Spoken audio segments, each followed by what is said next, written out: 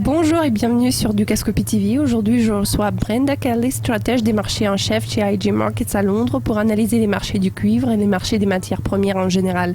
Brenda, merci de votre participation.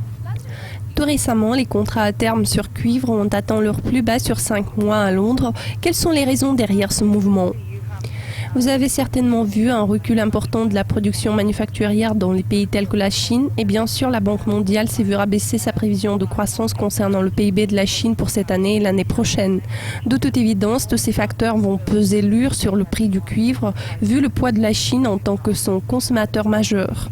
Vous voyez également la force du dollar américain qui conduit à la sous-estimation de plusieurs matières premières en ce moment. Au fur et à mesure que ça continue, ça freine la progression des prix des métaux de base dans les conditions actuelles. Comment la faiblesse des prix des métaux peut-elle affecter les marchés ? En règle générale, cela témoigne d'une très petite demande en matériaux de base qui pourrait aboutir à la détérioration du sentiment positif sur le marché en question. De toute évidence, nous avons vu un certain rebond grâce aux données sur les emplois non agricoles aux États-Unis, mais dans l'ensemble, il se trouve des préoccupations croissantes, car s'il n'y a pas de demande réelle pour les matières premières, d'où est-ce que toute cette croissance est censée venir ? En outre, comment les marchés boursiers vont-ils progresser s'il n'y a aucune croissance ?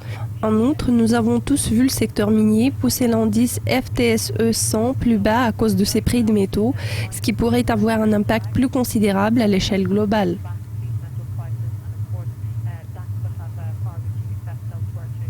Contrairement à l'avis de certains analystes, la majorité écrasante des gestionnaires de fonds et des banquiers recommandaient d'investir dans les matières premières à la conférence World Commodities Week à Londres. Voyez-vous le début d'une tendance haussière sur les matières premières ? Je pense que pour cela, il faut regarder la réserve fédérale et le dollar américain. Il paraît que les États-Unis vont relever les taux d'intérêt assez bientôt. Bien sûr, si vous regardez les chiffres de l'inflation à ce moment précis, avec des niveaux que nous voyons maintenant, il y a plus de chances que nous verrons le lancement du QE et pas sa fin.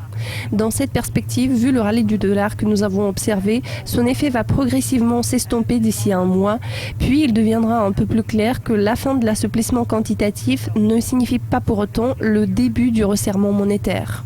Bien évidemment, nous pourrions miser sur certains des produits de base au fur et à mesure que le dollar recule et selon moi, quand on observe beaucoup de faiblesses dans ces produits, il faut rechercher la matière la plus basse en termes du prix, tel que le pétrole qui a été exceptionnellement faible jusqu'à présent.